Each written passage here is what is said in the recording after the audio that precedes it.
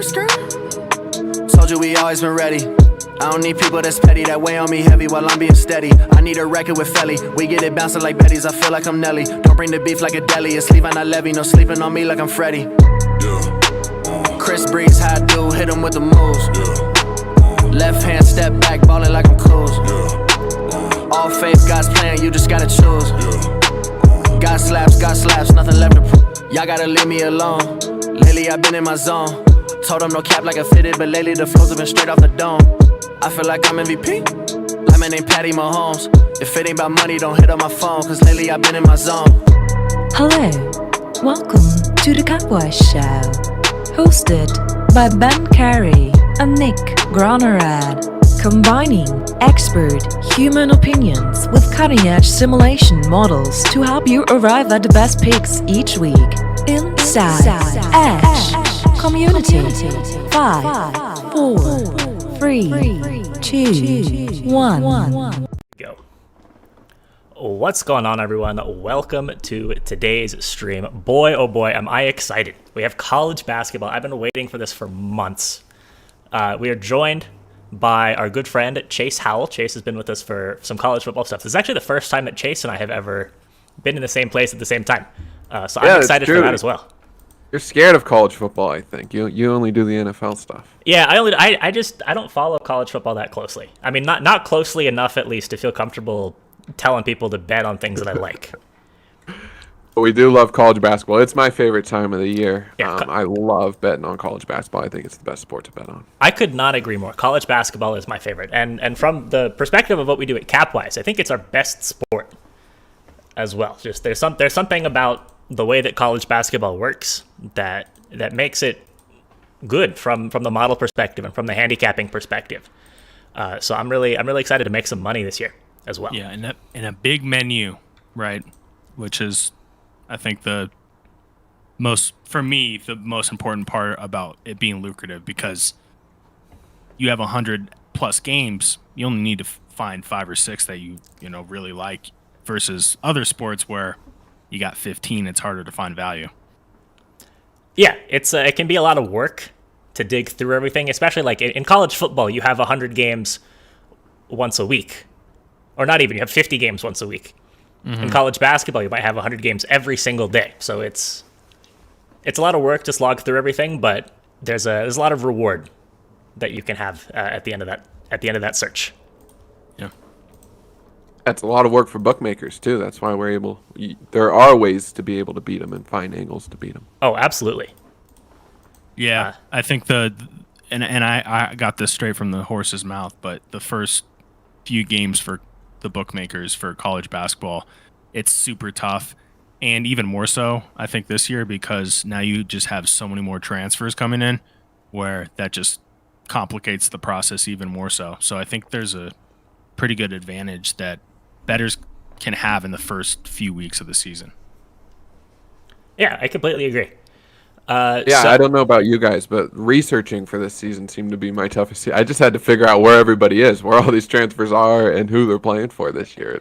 And it took a little longer than typical preseason. Yeah, and it's going to take some time during the season also, I think, because there's a lot of names like, oh, I know that name. I didn't realize he transferred, so now he plays for this team and not that team. There's and then a whole lot of that going on. If he's transferred and he was a decent player last year, and then all of a sudden he shoots up, it takes a little bit to get used to, because sometimes just finding a different program can be a really good change of scenery for someone, and they can just propel to the next level. So we'll be seeing a lot of that this year for sure, and it goes both ways too. Yeah. Betting perspective, do you guys think that that these what we would describe as like FCS programs in football, do you think they're becoming devalued because all their good players are going to Power 6 programs in college basketball? Like, as we see these teams play each other these next few weeks, do you think that there will be wider margins than we've seen in previous years? I think in a lot of cases, no. I think that there are a lot of players who have up transferred. It's become a lot more common in recent years for players who are the best player at a mid-major school to then move on to be maybe a starter, maybe a role player at a Power 6 school. I still think, though, that there are a lot of really, really talented players in the mid-major ranks. I think that some of that actually offsets itself in the recruiting game, because if these schools, so look at a school like Arkansas, for example, they really used the transfer portal. They brought in a lot of guys every year in the transfer portal. And what does that do? That frees up, or that takes up roster spots. So then now there's a trickle-down effect where you're getting some better recruits actually ending up in the mid-major ranks. And maybe those guys in a couple of years will then be the same guys who up-transfer. Yeah. But I don't think that there's a huge talent disparity, maybe more than there's been in the past. But I do think, to Chase's point, though, within the conference, like the mid-majors, I think you could see some pretty drastic discrepancies. But as far as like trying to find an edge, I don't think it will be more of a case like that. It's just more, I think we'll see this year, maybe in some mid-majors, like the top to bottom, there's a pretty big gap between some of these teams because of some of those players leaving, I would say. Yeah, certain schools have definitely been really, really hard hit by those kinds of issues. Yeah, because it's tough, right? You get a kid who's like a 2-3 star and you can get him to mid-major and you're like, all right, sweet, like let's get things going. And then the next season he's off. And then you're like, crap. I mean, you kind of have to start from scratch, but I think now these programs and coaches are aware of that, and it's turning more into like a free agency, but hey, that's how it is now. Yeah, so quick run through of how today's stream is going to work. So this is the season preview stream, so it's going to be a little bit different from the way that a lot of these streams work moving forward. Those are going to be more focus on a couple marquee games, give away our top picks for the day, that kind of deal. But today we're gonna start out by just talking about some of the top teams in the country, and we're gonna do that through the lens of national championship futures odds. I don't necessarily endorse betting on futures. I really don't like betting on futures, actually. Gotta do a couple, Nick. Come on. Well, I mean, is it fun? Maybe. It's fun. Is it a good value? Probably not. Right. Yeah, it's fun when you win, because I got Gonzaga at such good value last season, and they lost. So. It's all about being able to brag about it at the end of the season. It has nothing to do with monetary value. Yeah, that's true. You gotta put a dollar down, rights. and then you can just say you bet a future and you won, and you're not lying to anyone. Correct. Yeah. So we're gonna take a look at some of these top teams, who we like, who we think is maybe a little overrated, underrated, and then we're gonna take a peek at some of the second tier teams. Do a little bit of the same thing. Some teams that we like to have breakouts this year. Maybe some individual players who are not on these top teams that we like. Then we are going to take a look at the top games for today, especially the two games between ranked teams. We've got Kansas and Michigan State. We've got Duke and Kentucky. I think those are the two games that everyone's really interested in today. And we have some picks that we like in those. And then we're just going to kind of freeball a little bit. We're going to just talk about whatever games we want to talk about. If anybody in the chat has any games that you want us to talk about that are not those marquee games, let us know. We can touch on those as well. So let's hop into it. So, Chase, gun to your head. Sure. Who's winning the national championship this year? With value in mind? No value in mind. No value in mind. Okay. I'm in. There might be a little Pac-12 bias, but I can't get over UCLA. They're just the most well-rounded team going into the season. I love the guard play. I love Tiger Campbell. I think he's a really good ball distributor, defender. Obviously, you got the really good wings in Juzang and Jaquez.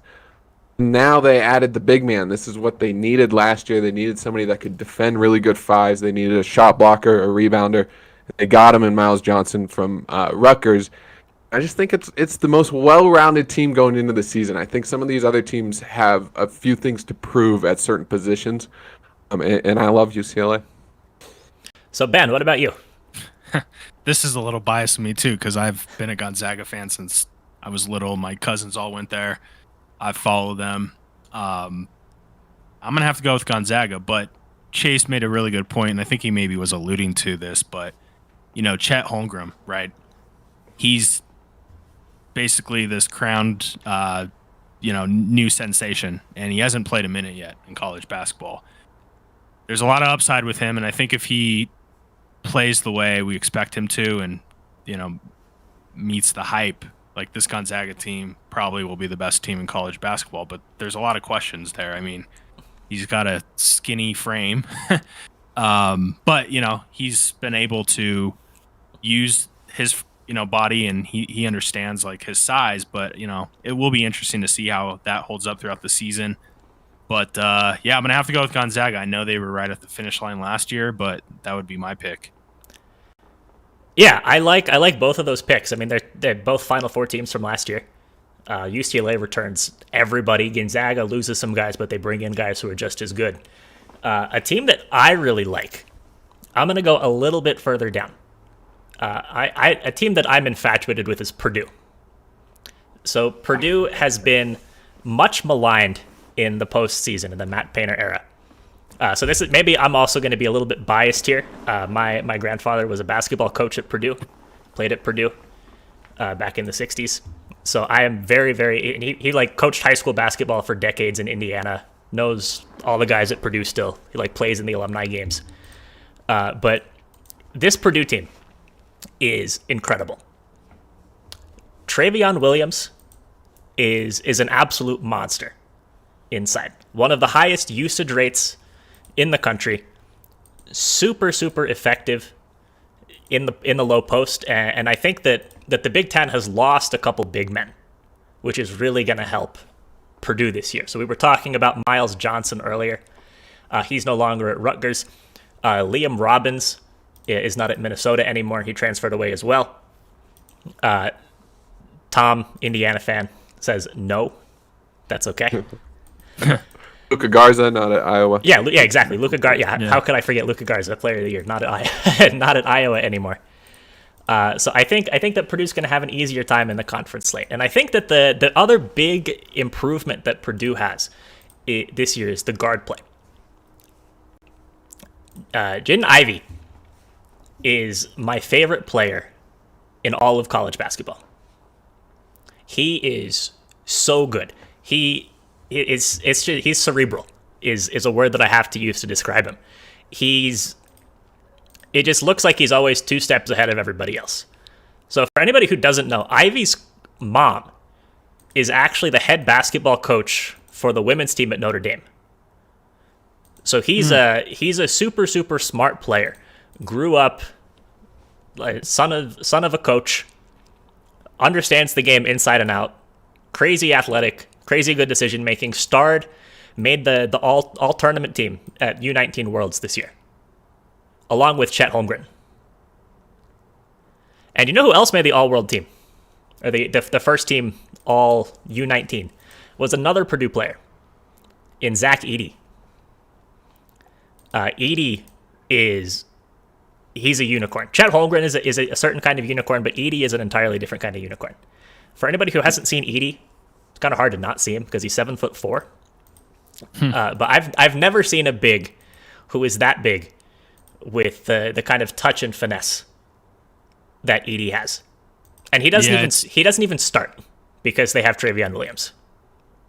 I was just gonna make a point, Nick. It's getting scary to see these bigs like have control and handles and can shoot now. Like you did not see that 10 years ago. No, it's ridiculous. He's like almost Yao Ming size. What is Purdue at for their future odds? They are sitting at 20-1. They're like just barely off this 21-1. I took it earlier this morning. UCLA and Purdue were my 2 favorite futures that I took. I took a couple that in the back end as well that we'll probably get to.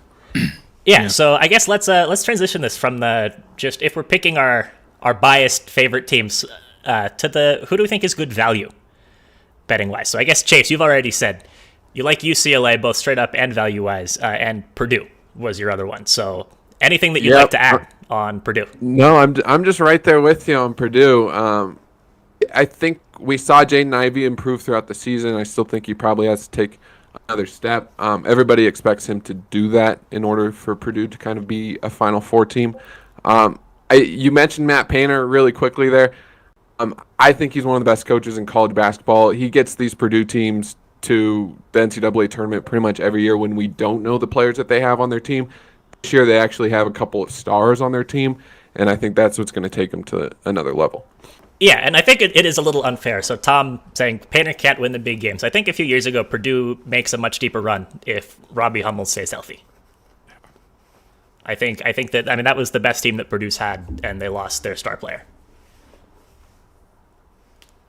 So Ben. Yeah, and I don't think a Purdue team has been as good as this team. No, I don't think so the either. best team that Matt Painter's had.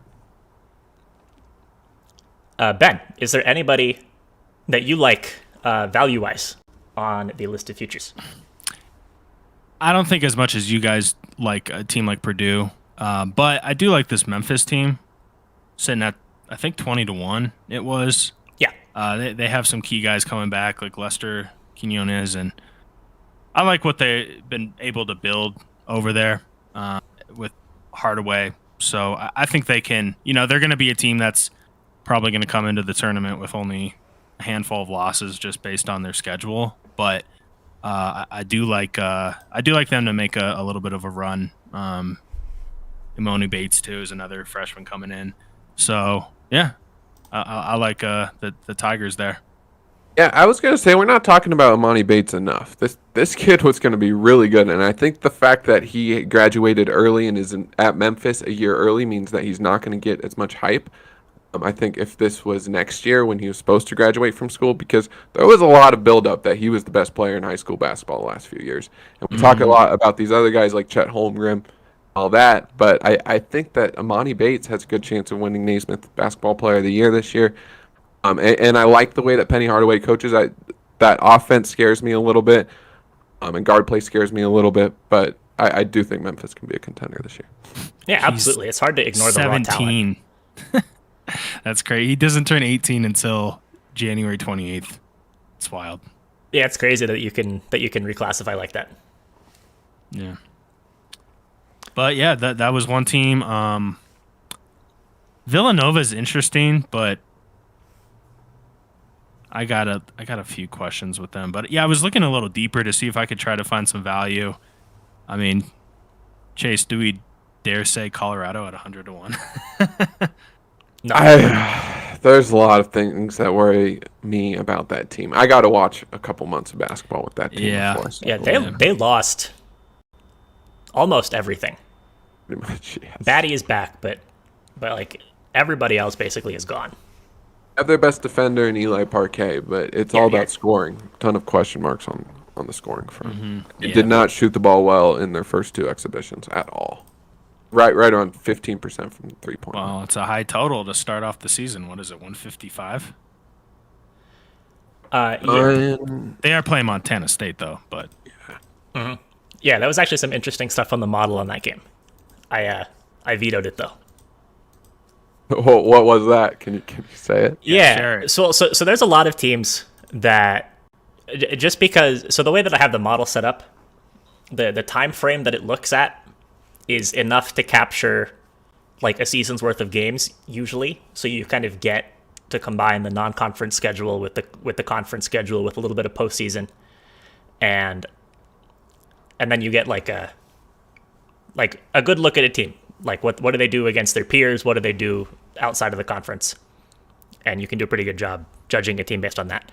But with the COVID year, if there was a team that like didn't play a non-conference schedule or whatever, every game that the model sees is conference games. So it can't judge them on a national level. It only says like, oh, this team's beat up on their conference. They're like one of the best teams in the country. Like, how do you differentiate a team like that from a team like Gonzaga? Just using numbers. It's kind of hard. So there's a lot of underdogs that the model, especially like mid-major, low-major underdog that the model had covering big spreads by a pretty wide margin. I think Montana State was one of them. Wow. I kind of do like Montana State to cover, even as a CU guy. I kind of do like that. Is it still around 14, 15? Yeah, we'll take a peek. We can come back around to that game when we talk about that kind of stuff. But yeah, that was an interesting one. I was looking at it for a while. I didn't really know anything about Montana State. So see in the chat, Josh says Illinois looks like a good value. Yeah, Illinois is an interesting team here. So Kofi Cockburn is back, one of the best players in the entire country. We know the star of the team last year, at least in the tournament, Io is out. He's gone on to greener pastures. But yeah, it's aside from that, they return a lot. It's a deep team, and they've got good other guards on the team. Either of you guys have any thoughts on Illinois? A lot of people are really excited to watch Andre Curbelo take over at point guard there. Just a really fun ball handler to watch. Like his ball handling skills is on a different level than most other college basketball players. And yeah, I think Illinois has some good value. I think people are down on them because they're going to be missing Io, but that's really all that's leaving from last year's team. And even when Io went out last year, they still beat some pretty good teams, even without him. So I do think there's some value on Illinois.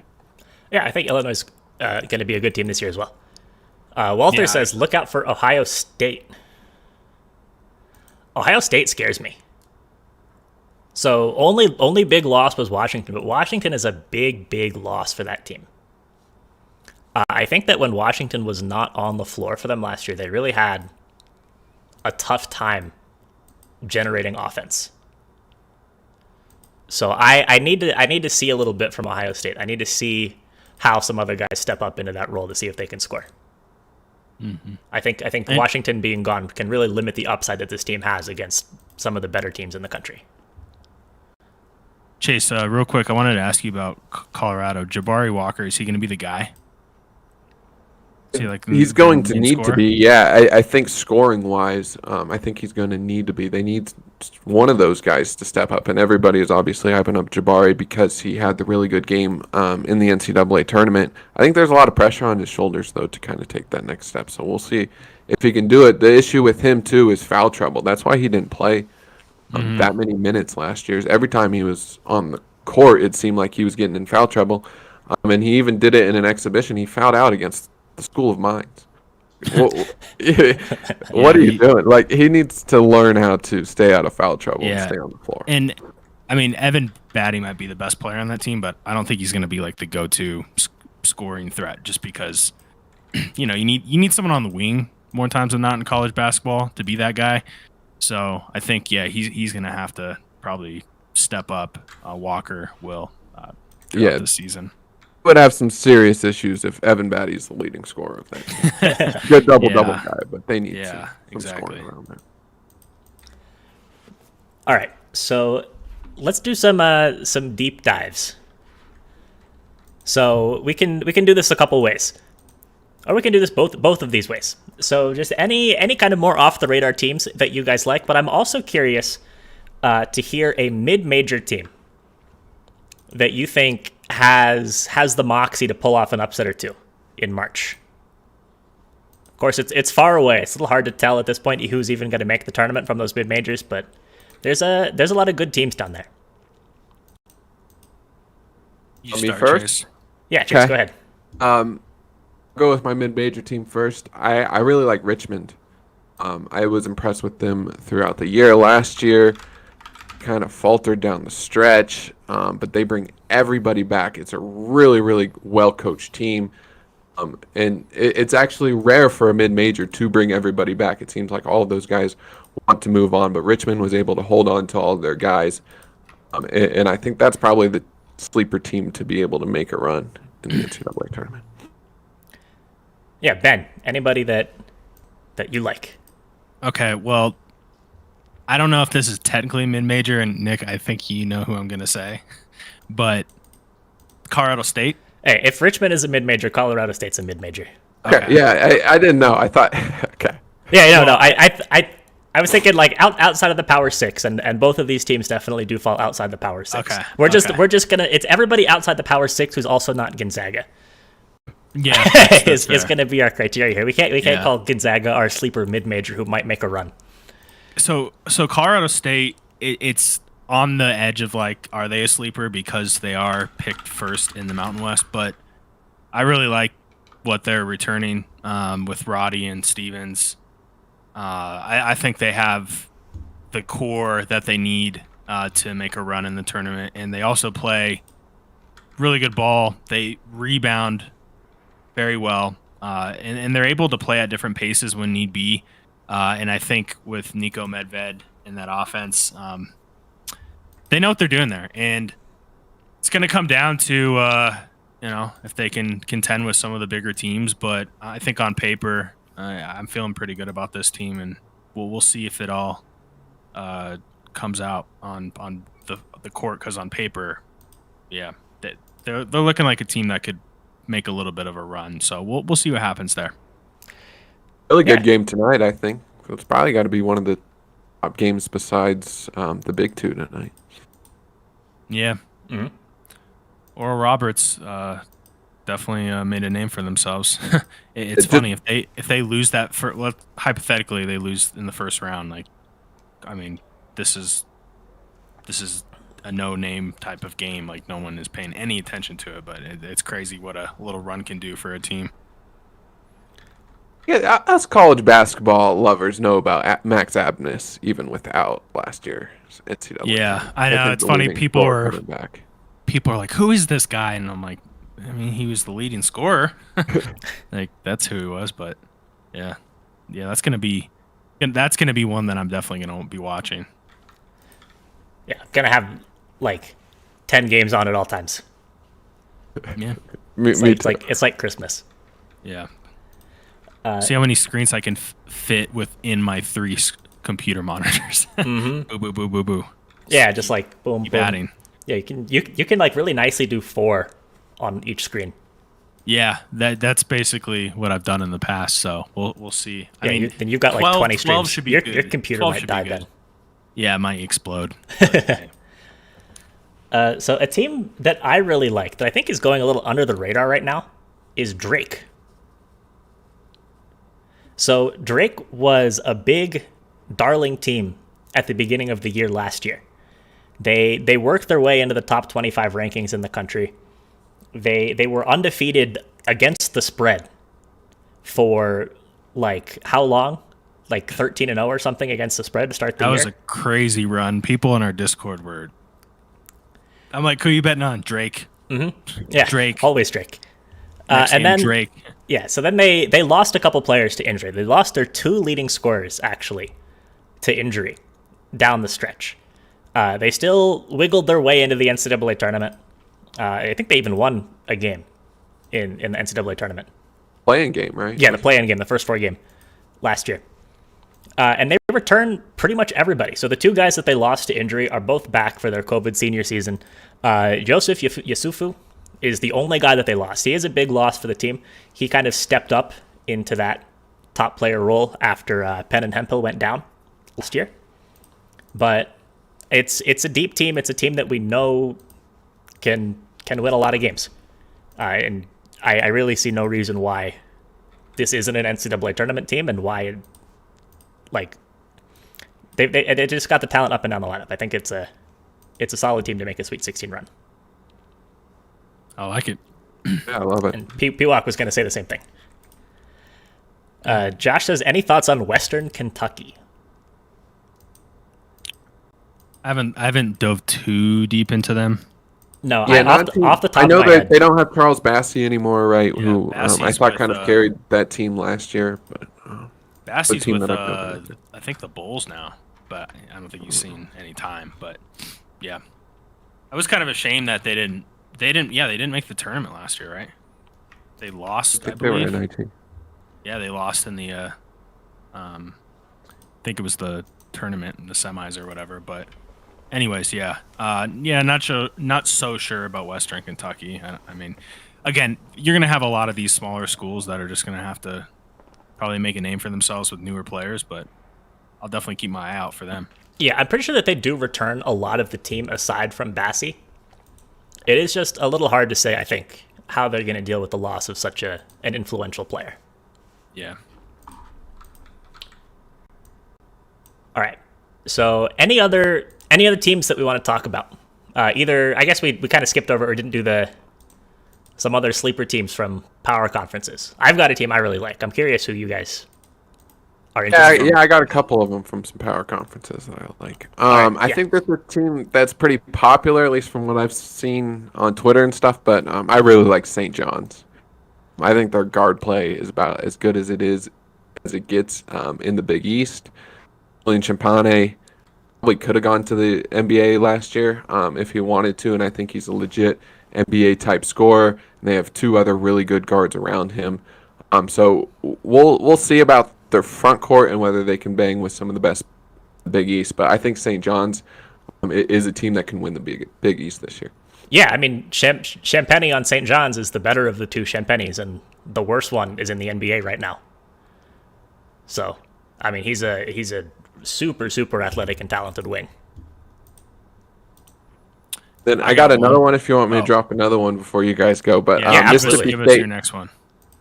Mississippi State's just another team that I think nobody's talking about in the SEC. We like to talk about Kentucky and Arkansas and Florida, but I think Mississippi State also has really good guards in Rocket Watts and Iverson Molinaire. And I think that's a team that was really good last year, and we're still not talking about them. They went to the NIT championship. We're talking about all these other NIT semifinal teams in Colorado State and Memphis, and I think Mississippi State people are just sleeping on a little bit. Yeah, super, super good guards on that team. Ben, what about you?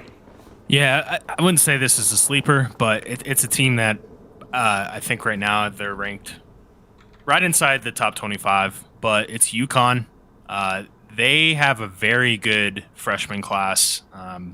They have a lot of returning players too, and I think last year was a good year for them to like get back on the radar and see some success. And I think this year, getting guys back for their COVID years too. I like them to make a run too, so they're going to be very talented. Yeah, it's another team that lost a big NBA player. Yeah, in James Bouknight. But I mean, They played UConn's always good. about 2 months without him last year, so it's not like Although they have to were figure out quite a how bit to play worse without him last Oh, year. yeah. Yeah, that team. It's going to be really interesting to see who kind of steps up because they have like a lot of talent, but yeah, someone's going to have to kind of be the main scorer. But they'll figure it out, and I like their length too. So. Yeah. So a team that I really like, I posted about this team in the Discord. This is a team that I really think is, if you had to announce the NCAA tournament right now, this team probably doesn't make it. But I really like Washington State this year for you Pac-12 guys. Oh, yeah. And the front court for Washington State is so good. F.A. Abogidi is one of my absolute favorite players to watch in college basketball. 6'10", big, can bang inside, can stretch the floor. Super well-rounded player. I think he's really going to put himself on the national radar this year. Deshawn Jackson, another sophomore this year. Another 6'10" guy starting at center. Excellent defender, excellent rebounder. They brought in another top 50 recruit, 6'10" guy who can play inside, Mohamed Gay. He's just hyper athletic, and not needing to start. He's gonna serve a really good job as a backup role. They also returned Noah Williams, one of their I guess second leading scorer last year. Really took off with Isaac Bonton out down the stretch last year. He's just a tremendous wing. And they brought in a couple really big transfers, especially Michael Flowers, who was in the top 10 or 15 in scoring in the entire country last year at South Alabama, averaged 21 points a game, plus like 5 boards, 2 steals, 4 assists. Do-it-all guard, super senior. He's going to be a good leader. It's really going to help out the backcourt. I think Bonton was a little bit inefficient, actually, and I think that they're going to be better without him, despite the raw numbers that he put up. So I really like Washington State. I'm actually curious what... Yeah, okay. Yeah, I was curious what you had to say because you're a Pac-12 guy. I think they're one of the better teams in the Pac-12. I think they're right in that second or third tier, probably right there where Colorado belongs as well, as like an NCAA tournament bubble-ish team. But I'd actually have Washington State higher than Colorado, where we stand right now. Sounds good. So anybody in the chat got any other any teams that you're that you're a little higher on than most? I'd be curious to hear what everybody has to say. And I was trying to think of their names off the top of my head, but for Connecticut, R.J. Cole and Tyrese Martin were the two guards who kind of stepped in when Book Knight was out. So those are probably going to be two of the main scorers for the Huskies this year. All right. So let's move on and talk about some of today's games. So actually, speaking of Washington State, they are the team that gets to tip off the entire season. They start in about 15 minutes against Alcorn State. I've got nothing as far as this game is concerned. I just thought it was kind of interesting that the team we were just talking about is the team that gets to start off the whole season. But we've got two big marquee games tonight. We've got Duke and Kentucky. We've got Michigan State and Kansas. I think that these are, especially for the neutral fans, this is where the eyes are going to be. So let's take a look at Duke and Kentucky first. So we've got Duke, 3-point favorites, total set at 149. Chase, what are your thoughts on this game? I feel more comfortable making I'm going to bet both the games tonight, both the Champions Classic games tonight. I feel a little bit more comfortable in the other one. Thing about Kentucky and Duke is, and this is not our typical Kentucky team, it's vets versus the rooks. Duke, I think, is going to be a solid team. They're going to be much improved over last year. But they're young. They're really, really young. And a lot of their top scorers are freshmen. Obviously, Paolo Banchero is the one that everybody talks about as the number one recruit. And I like the experience of this Kentucky team and their shooting ability with Kellen Grady and the guy from, CJ Frederick, the guy from Iowa. And I think that this is a really good Kentucky team. I love that Coach Cal is going in the transfer portal, and he's going to get experienced guys that have played a lot of minutes in college basketball and are proven scorers for the most part. Severe Wheeler is another good player, Georgia point guard that's transferred to Kentucky. And so I kind of like how Coach Cal has built this team, and I'm going to take experience for the rooks at Duke. Yeah, I'm with you. And another guy that they brought in the transfer portal, Oscar Chiebwe. We haven't talked about him. I mean, I didn't touch on the bigs. Much maligned career at West Virginia, one of the top recruits in the country, and was just unhappy there. I think that some of his it seemed like a pretty complicated situation, actually, with maybe some of his handlers not being happy with the coaching staff at West Virginia. But regardless, he ended up at Kentucky, one of the absolute best interior defenders and rebounders in the country. Still got some work to do offensively, but on this Kentucky team, he doesn't really need to do a whole lot of the work offensively, just because of all of the great guards that Chase was talking about. So I really like this Kentucky team. I think that this is going to be the best iteration that they've had in several years.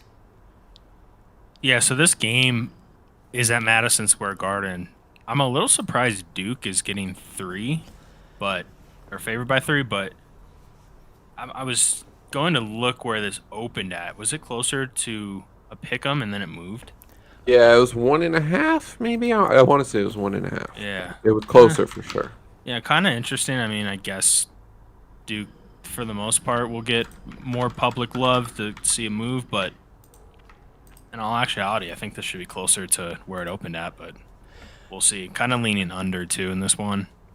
But, I mean, Madison Square Garden, usually, that's an atmosphere that a lot of totals do go under, but you would want to think that's somewhat adjusted here. Totals are tough in the first game, but I think there's a little bit of value maybe on that under there.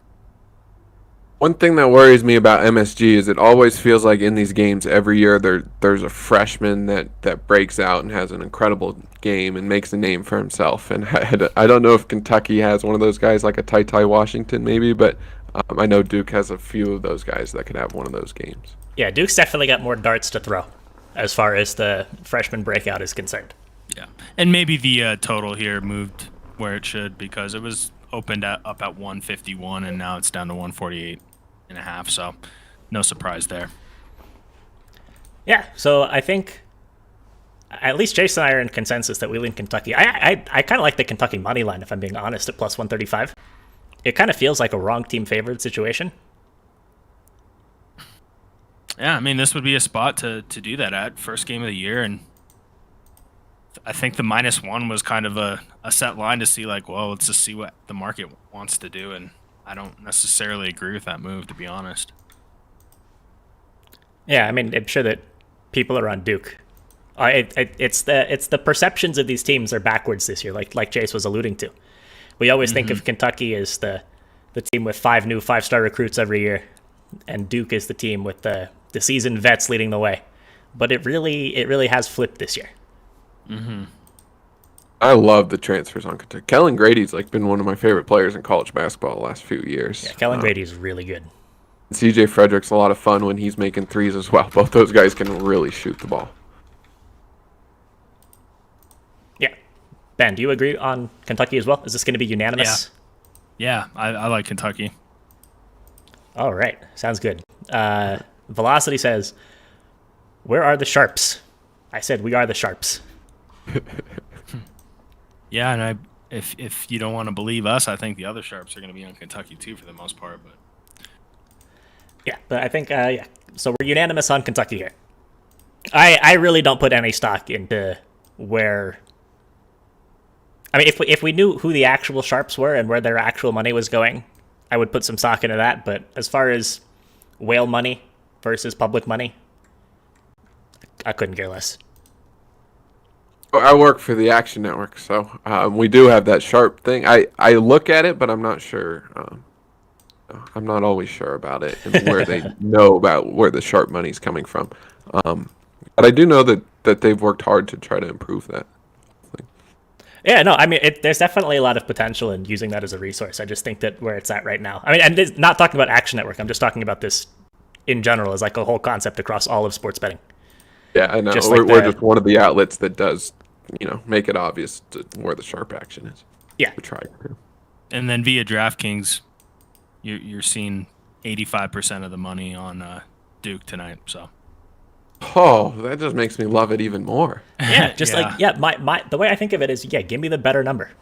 Uh-huh. Yeah, because I like Kentucky at +1. So I like Kentucky at a pick'em. Yeah, I think Kentucky should be favored by a point or two. We are showing Sharp action in Kentucky. Yeah, People are doesn't surprise me. No, not at all. I'm happy that I'm on the same side as the Sharp action. I think. I'm happy I'm on the opposite side of the money. Just makes me feel better. There's nothing about. I don't think it's a smarter pick when I'm on the opposite side of the money, but I just something about the feeling. It's just that being on the other reassurance. side. Yeah. Mm-hmm. I like to be contrarian too. Like when I was on Browns this weekend, like no one was on it, and I was like, you know what? I actually feel good. Yeah, I mean, and that was just. I mean, we liked it, but it was also just the model said the Browns were the better team. Yeah. And then when I saw the model, I was like, hell yeah. And then literally no one was on it. And I was like, hey, I'm fine with that. I didn't even know where the money was until you brought it up on stream like an hour before the game started. Yeah, it was insane on the Bengals. Yeah, but it sounds like a crazy split. Yeah. All right, so let's take a look at the other game tonight. The other marquee game, at least. We don't have time to look at all 100-plus games going on. I think we might go a little crazy. But we've got Michigan State and Kansas. This is game number 2. This is also at MSG, I believe. Is that correct? Is this also at No, this can't be. Yep, Okay. they're both MSG, yep. Okay, yeah. This is actually the one that's happening first. Went backwards here. Kansas, favored by 4.5. Total set at 140. So either of you have any strong opinions on this one? I have. Yeah, so I have more of a strong opinion on what Michigan State is than I think my good feelings about Kansas. But I just don't think this is a very good Michigan State basketball team. They have to replace 4 out of their 5 top scorers from a team that really wasn't that good last year. And it just doesn't seem like the typical Tom Izzo Michigan State team And so we'll see, obviously, but Kansas has played a ton of basketball. That team is probably one of the more experienced Kansas teams that Bill Self has had. It kind of reminds me of the team he had 2 years ago that probably should have won the national championship if there was an NCAA tournament. Obviously, Abaji and McCormick, Jalen Wilson, they just have a ton of guys that have played a lot of basketball, kind of know what they're doing. Despite my opinions about Remy Martin, he's also played a lot of basketball as well. So you really have out of their 5 starters that have played a lot. Yeah. And I'll go with the experience there. Yeah, I agree. I mean, and even if Remy Martin certainly has his flaws, but it's not like they're relying on him. I think maybe on a better team where he doesn't really have to carry so much of a load like he did at Arizona State. I think it's going to be better. And there's other guys on the bench. Like they also brought in Jalen Coleman-Lance from Iowa State. Last year, he averaged more than 14 points per game in the Big 12.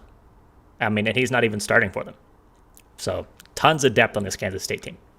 Yeah, Remy got to that point where I feel like every game he thought he had to score 20 points, and maybe he actually did have to come out and try to do that to win. But I think with Kansas, it's going to take a little bit off his shoulders, so we'll see if it's a good fit.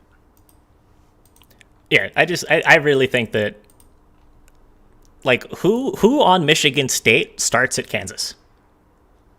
I don't think any of them. Yeah. Yeah, No, I don't think so. I don't know that anybody on Michigan State starts at Kansas. I think that's a really good point. Yeah. So if we're only looking at 4.5 for Kansas, I think that seems like a great value. Mm-hmm. Yeah, and I think people look at that number and they're like, maybe it seems like a lot because both these programs are well known, but as you dive a little deeper, it makes sense. So I think I'm even showing a 4 on points bet. That's wild. So, I bet it at 4 on the open actually yesterday. I think I would still bet at 4.5 or 5. Yeah. Don't see it really being a tight game. No, yeah. I think Tyson Walker's good. I mean, I'm a CAA guy, so I saw plenty of Tyson Walker when he was at Northeastern. But is he better than Remy Martin? Doubt it. Also, the over is getting slammed. People like that over, but I have no opinion there. I mean, it dropped, I guess, from 145 to 140. But yeah, that's interesting. Yeah, it is. 2 good games. So I don't know if I'd like the over there. I just don't know if Michigan State can score. Yeah, I think that is a question. I definitely like the side on Kansas more than I like either side of the total. Yeah, and Michigan State might slow it down too. Try to get an offense going, and that could really slow the pace and cause us to go under also. Because I think Kansas will get theirs, but we'll have to see what kind of pace is run. Yeah, so a couple questions from the chat. So scripting, first time chat says, any way to see the success rate of your system projections? Yes and no. So I guess at the start, did a little bit of a bad job keeping track of everything. So for NFL this year, every pick that we've made, or every outcome of the model has been on the stream in some way, shape, or form. Those are all archived on YouTube if the Twitch VODs have expired. So you can see everything there. I have all the records compiled, but I don't have this week's put in, so I don't have quite accurate records there. For college basketball, official picks that we had last year, they're all archived in the Discord, which, I mean, you have to be in the subscription side of the Discord to see that, but they are all there. They're all archived. There's all sides and totals. Went 270 and 220 last year on official picks. What's the percentage there? That's a little over 55% on, like, more than 500 bets. Right. Really pretty good ROI. Yeah, I mean, and also that was before, or I guess after we figured out what an official pick was even going to be. So by the same rule, it was more like 57% on the whole season. But while the model was figuring stuff out still, it was We weren't giving out official picks until we could figure out exactly how to do official picks based on that. Velocity says, how do I buy your picks? That is an excellent question. So what you can do is you can do, I guess there's a link that's been popping up. Let me paste this again. Sorry for the interlude here. Why can I not grab this link? There we go. Oh, that. Da-da-da. Okay, there you go. So there's a link to the dashboard. You can click Join Now from there. You can use promo code SWISH, SWISH, all caps, to get 50% off your first month of a standard subscription. You can also sign up for the premium side, which will have player props from the NFL, plus also live picks for college basketball, as opposed to just pregame, game level picks for each sport. Whatever you want. That's how you do it. If you have any other questions, let me know. I think it's an excellent value. But I mean, of course I do. It is, but I'm biased also. So Velocity says, do you like Belmont today? I think this maybe is the next best game today after the 2 games at MSG. So I believe it's Belmont and Ohio. I should have brought them up earlier. That was another team that was on my radar for like a sleeper, but it's a team that's interesting because it seems like even like casual college basketball fans know about them now because they basically returned everyone and they have good scoring. So what's the number at right now? We're looking this at game? Belmont -3.5, over under 155.5. Yeah, I mean, I lean Belmont. I kind of like the over also. Belmont plays at a fast pace, but also Ohio played at a slow pace last season, but I think that was kind of by design later in the season with Jason Preston, just kind of, facilitating that offense. So it's hard to say like what the pace this season will be for Ohio, but yeah, I definitely lean though still with the over and Belmont. Yeah, so I want to make a note on Belmont here that doesn't just apply to Belmont, but it applies to a lot of other teams similar to Belmont as well. So these teams that return their whole roster, and it's all super seniors, I really worry about the upside that these teams have. So when you develop as a player, you develop more when you're younger, right? Like going from high school into college, you make a big leap in ability. And from your freshman to sophomore year, you make a big leap in ability. But when you're 22, 23 years old, it's hard to make that same kind of big leap. So a team like Belmont that returns everybody, we know that they're good. Belmont is definitely the best team in the OVC. They're probably going to make the tournament. But I worry about the upside. Like, how much better than last year can they actually get with nobody new, with nobody who's so young that they're going to be making these big leaps and bounds levels of improvement? Is it just going to be the same team as last year, which is a good team, but not really any more upside than they showed? But I will say this, as far as a team like Belmont versus another team that I brought up to you, St. Mary's, I think the upside on a Belmont team is higher because this team, looking at their roster, they only have, I guess they have 4 to 5 juniors, but they don't have any seniors on this team. So they were somewhat an interesting team last year, a younger team, and I think for them, maybe that extra year makes more sense. Ben, Belmont is starting 4 super seniors. Really? Yeah. I'm looking at is this 20? You're looking at the old roster. Ah, damn. Well, maybe I'm making your point for you, Nick.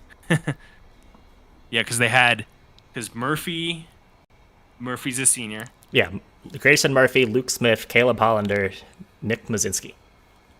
All super seniors in the starting lineup. Yeah, we'll have to see with Belmont. I think like early season,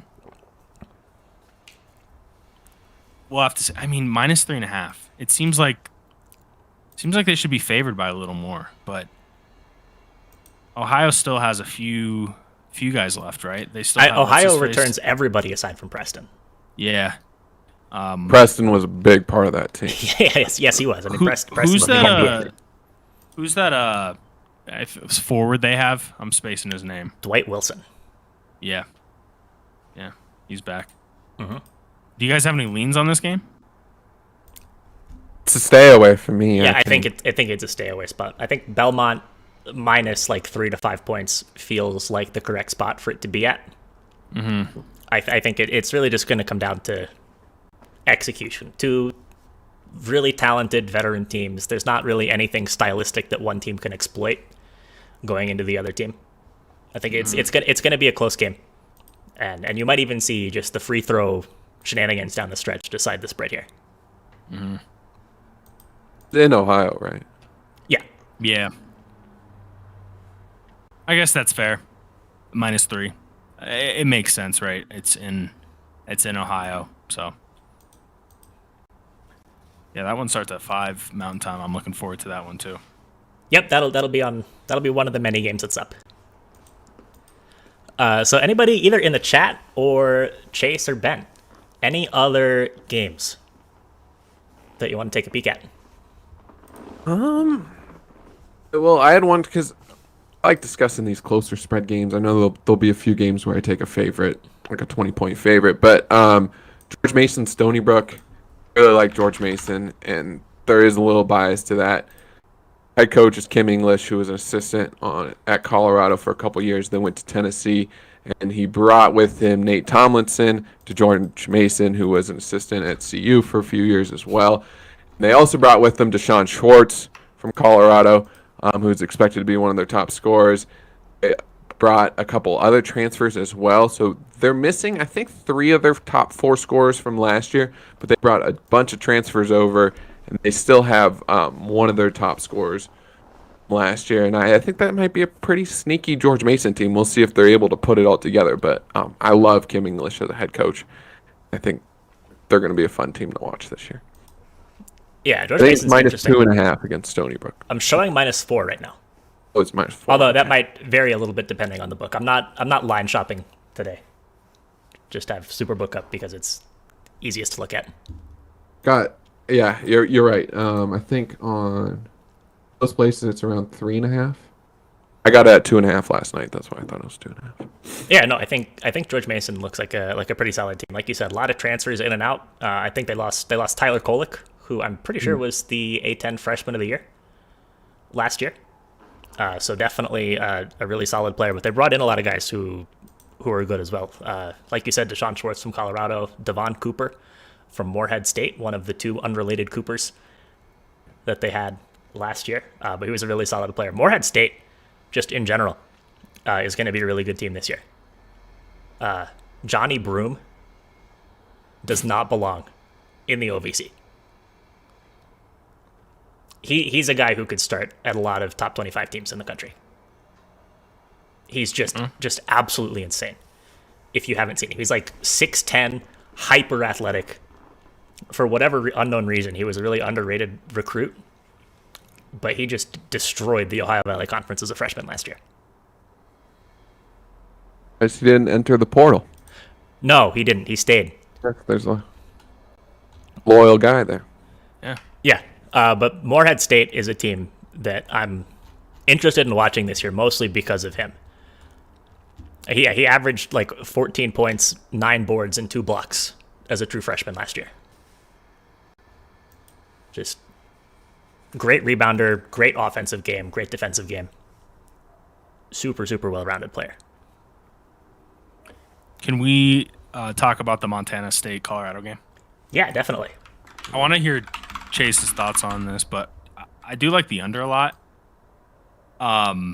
Is there anything about that scares you? I know it's set at 140.5, but just seems like a spot where Colorado still needs to really figure out their scoring, and I know they're going to bring it defensively. I mean, it's a Tad Boyle type of mentality, but what are your thoughts on the under?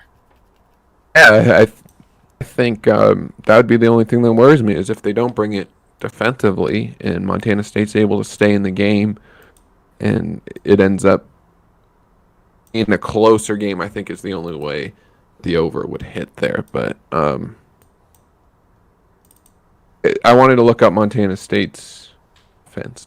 Yeah. I like the under. I was looking at taking the under earlier today as well, so Yeah, I think it makes a lot of sense. I also like this under. The model liked it. I didn't give it out as an official pick at 141 last night when I was looking through, but it did. I do have it written down as one that I was eyeing, and that the model agreed with. So I'm also on board with this under here. Yeah. Is it out right now 141? I'm showing 139 right now. Oh, okay. Although again, that might vary It by is a point going or so down. from book to book. Yeah. Well, I'm no surprise it's moving in that direction because, yeah, I think in Colorado, I just don't expect to play at a fast pace either. I just think that this number is pretty high for these two teams. Definitely not with Bartholomew at point guard. If KJ Simpson ends up taking over at point guard, which I think could happen, he's a super talented guard. I think they'll end up playing a little faster. He likes to pick up the pace quite a bit. Yeah. But it was a shame that they lost Schwartz too. I think they let all the seniors go. Like they didn't want to bring anybody back and pay for their scholarship. So it wasn't. Wasn't like I think it was more of the team feelings. decision. Yeah, Business like decision. a mutual decision. Yeah. Yeah, it is. Yeah, exactly. Torn didn't make any sense either, and that's what they did with the football team as well. Is they just let all the seniors go and told them go find a place. Set them free. So Velocity in the chat says Davidson and Delaware. Battle of the D's. I was taking a pretty good look at that game, actually. Yeah, so this game actually did give out an official pick in this game. So I guess since we're talking about it, I will give out the pick that we had. We had the under in this game between Delaware and Davidson. So Davidson, we were talking about Kellen Grady earlier, is no longer there. That is a big scoring loss for this Davidson team. They still have Hyunjun Lee, who is another really good scorer. But aside from that, I think that they've really filled in some of the gaps in the team with more athletic, longer, good defenders. The Davidson team, they're not like a snail pace type slow, but I mean they're certainly not an up-tempo team. And Delaware, on the flip side, is another team that has just really excellent team defense. It's a CAA team, so you don't really expect a whole lot of crazy athletes there. But Delaware, they do have really good perimeter defenders and a really excellent rebounder inside in Dylan Painter. So, I think Delaware plays pretty slow as well. So, I like the under here quite a bit, and the model likes the under as well. I like it. I was looking at in Davidson, but I ended up staying away from it because there's a lot of question marks with Davidson's offense. So I like the under there. Yeah, they brought in a Foster Lawyer from Michigan Great State name. to run the point. Yeah, it is. Yeah, we had the all names He team last year. We got to create that again. I think Foster Lawyer should start a law firm where he deals with orphans. Yeah, 100%. I like it. Foster Lawyer, the Foster Lawyer. Still loyal. Adonis Arms was my favorite last year. Adonis Arms that's an unbeatable name. Yeah, that was pretty good.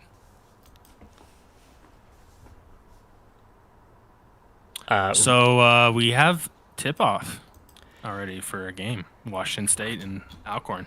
Yeah, it's looking like a close one here.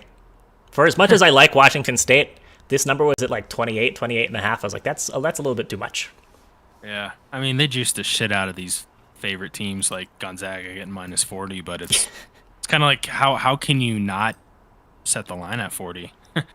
You know, you put it at 37, 38, it's going to get pounded for Gonzaga. So Yeah, I think these are all much better live betting opportunities than pregame. Yeah. Gotta watch the game, get a feel for how it's going. If like the worst team is in foul trouble or something, or if they just look completely lost, then it can be time to really smash the favorite. So Velocity also says Rhode Island and Boston. And I'm going to be completely honest, I did not look at this game at all.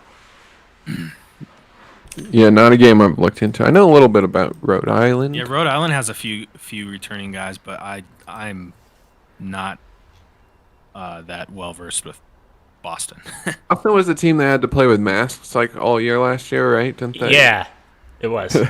I mean, and also, yeah, a lot of the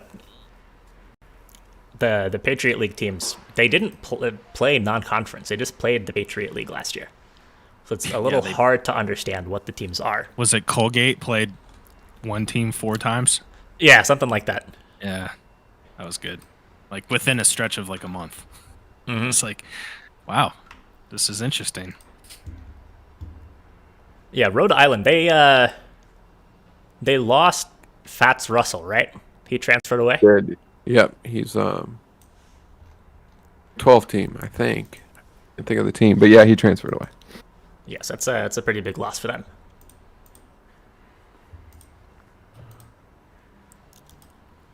What about Toledo and Valpo? I was looking at this game a little bit. Valpo, I think, had tons of roster turnover from last year into this year. I think they brought in a new coach, and I might be wrong about that. Is that where Horn went? Chase? What's that? The Toledo? Jeremiah Horn? Tulsa. Oh, Tulsa. Yeah, I always mix Toledo and Tulsa up, which is I shouldn't. Understandable. One's up in Ohio, one's down south, but Yeah. Toledo lost Lauren Christian Jackson from last year, who was excellent scoring guard. And I'm a little I don't quite know how they're going to fill the gaps. I'm sure they will, but I want to watch them first before before betting on them in either direction. Mm-hmm.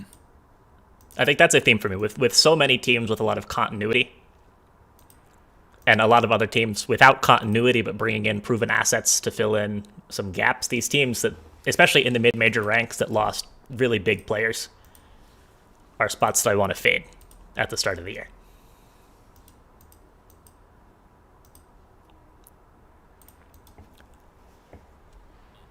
So anybody got anything else? Or is it time to go turn on Alcorn State, Washington State? Yep, get stream one of 200. Pac-12 network, right? 100. It's on some streaming site somewhere. That's what So I think Pac-12 is doing like all games are free today. So like even if you don't have cable, you can go to Pac12.com and stream Nice. all their games. I think that's where I'm gonna head. Yep. As long as nobody's got anything else. Going once, going twice. Velocity's going to throw us another game if we keep asking. Yeah, well, I mean, we can. I'm happy to If talk you in want Discord. to, I'm happy to. I'm learning too as we go. Obviously, I haven't delved too much into Toledo and basketball, it's Valpo. So. Yeah, it's tough. It's tough to be an expert on like So all much. 358 teams right off the bat. I try to know at least a little bit about everybody, but it's definitely an ongoing learning process, I would say. But I love when people bring it up Saint because then it makes me go look into it a little. Yeah.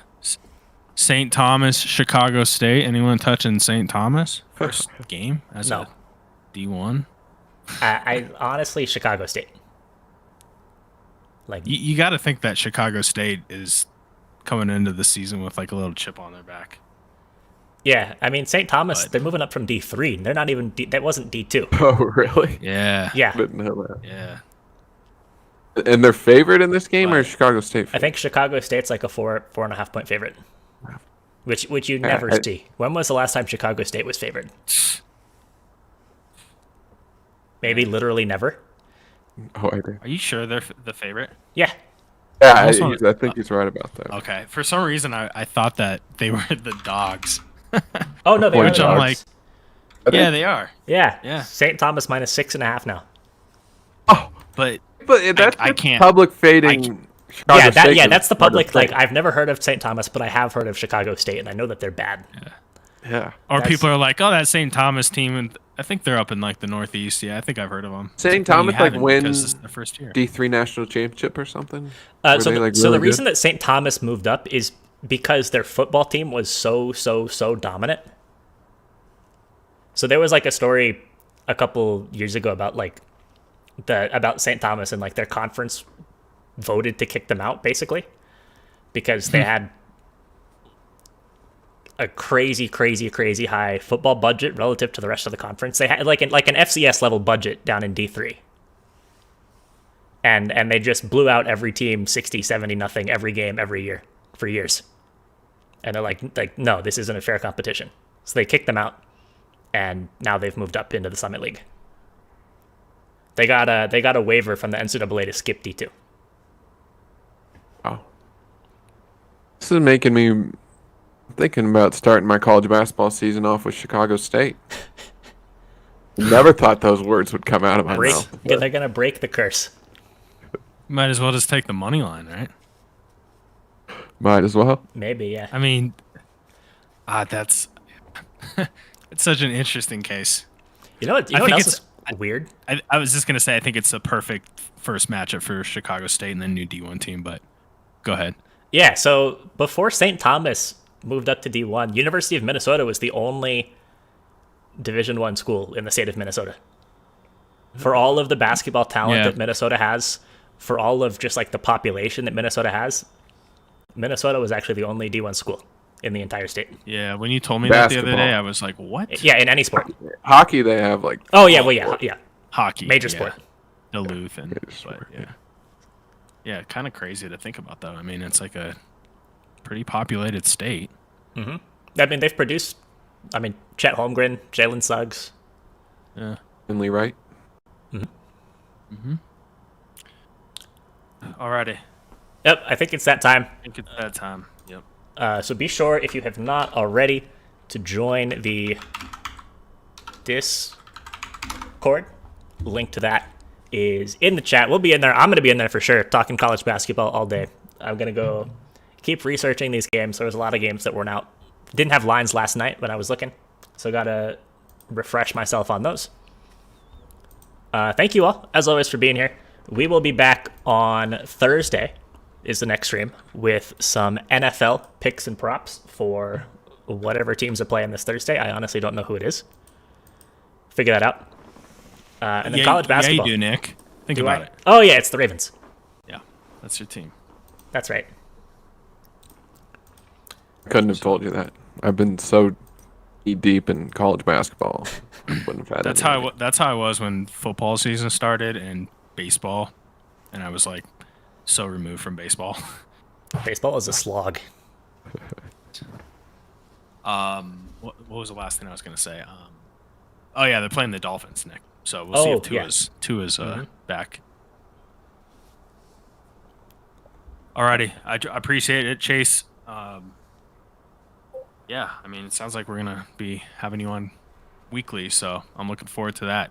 Gonna bring a lot of insight to the show. Oh yeah, always a pleasure. I'll be in the Discord as well. I'm relatively active in there, especially college football, college basketball. So free to ask me anything. Discord. All right. Well, that's going to wrap it up. We will see you all next time. Good luck with see the you guys. picks. Guys, get some winners. Oh, yeah. Yes, sir.